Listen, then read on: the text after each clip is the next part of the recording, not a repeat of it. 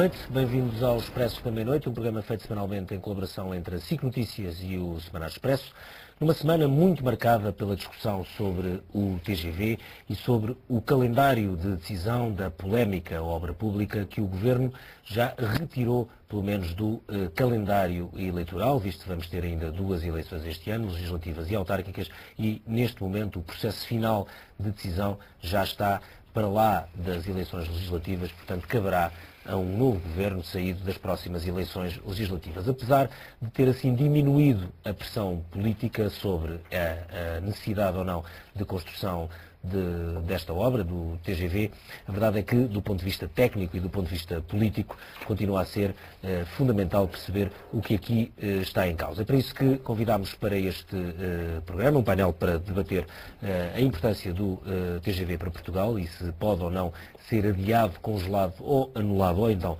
construído de vez. Convidámos para este programa Carlos Fernandes, que é administrador da RAV, a Rede de Ferroviária de Alta Velocidade, no fundo, a empresa ou a instituição responsável, do Estado responsável pela todos os estudos e implementação do TGV em Portugal. Rui Moreira, presidente da Associação Comercial do Porto, que é à minha direita, Manuel Queiró, que é professor de ordenamento do território, e Manuel Maria Agria, vice-presidente da ANEOP, a Associação de Empreiteiros de Obras Públicas.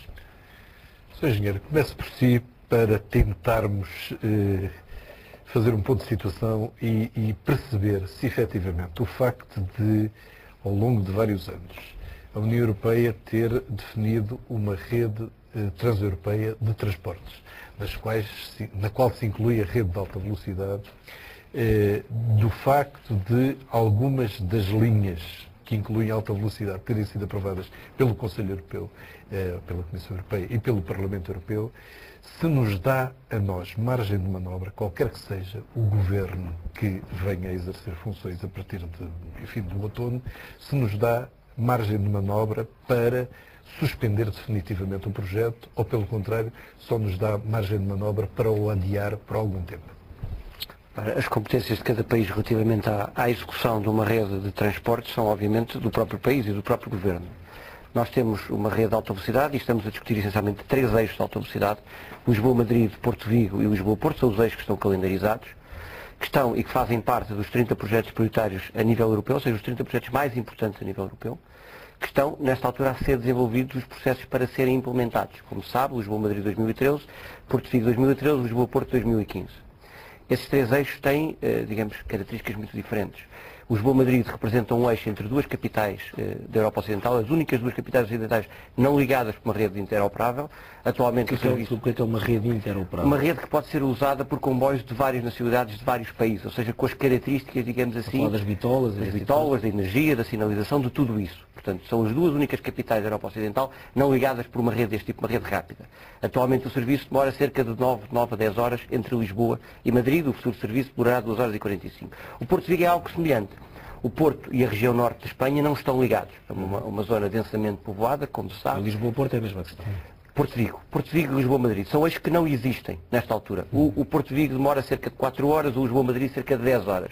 O Porto Vigo demorará no futuro cerca de 1 hora, o Lisboa-Madrid demorará cerca de 2 horas e 45. É a revolução nas ligações. Deixa-me fazer a pergunta ao contrário, que é assim. Montar a questão um bocadinho ao contrário, que é assim: o que é que nos acontece se não fizermos nada? Se agora isto fosse tudo para o caixote de lixo, o que é que nos acontecia? Claro, é uma questão interessante. E eu tenho visto muita polémica. O que é que acontecia? Não estou a falar agora, não venha com modelos macroeconómicos e que as exportações isto ou aquilo. A minha questão é: o que é que acontecia, automaticamente, do ponto de vista tangível, se agora alguém decidisse isto não se faz? Muito bem.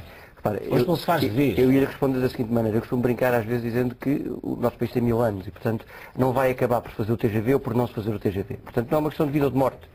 Considero e consideramos que é uma questão estruturante para o país. Muitos outros países a nível europeu, a maior parte dos países europeus e muitos outros a nível do mundo inteiro estão nesta altura a apostar em redes deste tipo. A Espanha, a Itália, a França, a Inglaterra, a Suécia, Marrocos, muitos outros países. E, portanto, é estruturante e tem impactos muito positivos para Portugal. Agora, há uma questão de deixar fazer de vez. Se deixar de fazer, perde-se de facto essa estruturação do território, um conjunto de benefícios que podem ocorrer. ou deixar de fazer agora, imediatamente. O que é que se perde se deixarmos de fazer agora? Perde se deixarmos de fazer agora. E quando eu digo agora, não é de há 3 meses, não é de há 4 meses, é dizer se fazer daqui a 5 anos, por exemplo. O que é que se perde? Perde todos os fundos comunitários que já foram atribuídos. Estamos a falar de 1.300 milhões de euros.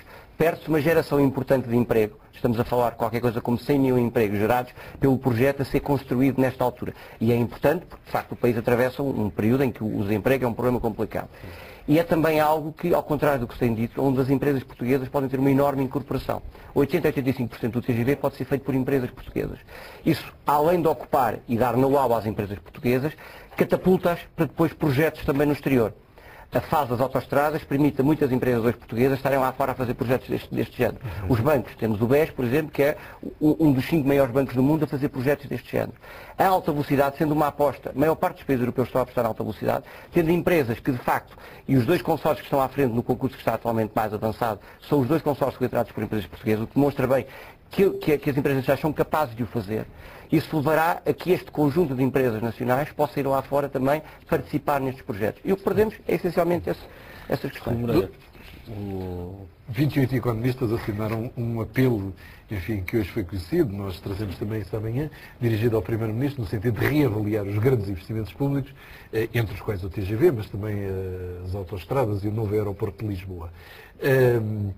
Para os 28 economistas de diferentes áreas, enfim, há pessoas de áreas realmente muito diferentes nesta área, e estão alguns dos ministros das Finanças, 8 ministros das Finanças, ex-ministros das Finanças. A pergunta é, estes 28 economistas não são sensíveis aos benefícios que um investimento deste tipo pode trazer para o país? Nicolau, dos 28 antes de mais nada, eu quando aceitei o convite para este programa, nem sequer sabia que este documento dos 28 economistas ia ser. Ainda assim, relativamente, deixe-me falar nas infraestruturas. O que é óbvio é que está preparada uma barricada de infraestruturas e de novas construções, algumas das quais conflituam umas com as outras por razões óbvias. Basta pensar o seguinte, se diz que assim, nós precisamos de via férrea porque no futuro as pessoas não vão andar de automóvel por causa do CO2, mas ao mesmo tempo está-se a construir a terceira autoestrada a Porto de Lisboa. Desde logo isto é uma contradição. Está-se a dizer o aeroporto da Portela está a ficar congestionado, é preciso construir um novo aeroporto, mas ao mesmo tempo está-se a construir uma rede ferroviária que é suposta tirar as pessoas do ar. Portanto, há aqui um conjunto de contradições que não têm ajudado. E, portanto, no meio desta barrigada enorme de obras públicas é preciso ver aquelas que são piores e que são melhores. Na minha ótica, as piores nitidamente são algumas das autoestradas. A terceira autoestrada para o Porto é seguramente a pior. Tenho muitas dúvidas sobre a terceira travessia, por razões óbvias. Acho que vai encharcar Lisboa de trânsito e é uma coisa de segunda geração, não é uma solução de terceira geração. Tenho muitas dúvidas sobre o aeroporto e tenho muita pena que não tenham levado a sério o estudo que nós fizemos em tempos, que agora tem muito mais acuidado do que teria, e devo dizer que eu sou a favor de uma nova rede ferroviária e tenho sempre defendido, há anos que a defendo, uma nova rede ferroviária. Agora, que aliás é uma política estruturante da União Europeia. É, exatamente, portanto eu estou absolutamente a favor de uma nova rede ferroviária. Só que é preciso pensar o que é que a nova rede ferroviária deve ser. Nós estamos fartos em Portugal, e o Carlos me desculpe, mas é assim, eu não aguento esta história de me dizerem o que é que a Europa Ocidental tem, porque eu sei tudo o que eles têm, e que eu gostava de ter, são muitas outras coisas, e sei também coisas que nós temos e que eles não têm. Portanto, esse argumento para mim é um argumento, quer dizer, não colhe. O que colhe para mim é assim, o que é que se esperava de uma nova rede ferroviária? A rede ferroviária que nós temos foi feita no século XIX e no século XX praticamente nada foi feito. A única coisa sensível que foi feita foi a eletrificação da linha Porto de Lisboa, da linha do Norte. Nada de muito significativo foi feito. E de facto nós temos uma rede ferroviária ultrapassada. O que é que nós precisávamos? Nós precisávamos de conseguir 3 coisas. Em primeiro lugar, precisávamos de resolver a excentricidade da nossa economia, relativamente à necessidade de exportarmos para a Europa. Para locais da Europa onde nós continuamos a exportar pela via rodoviária.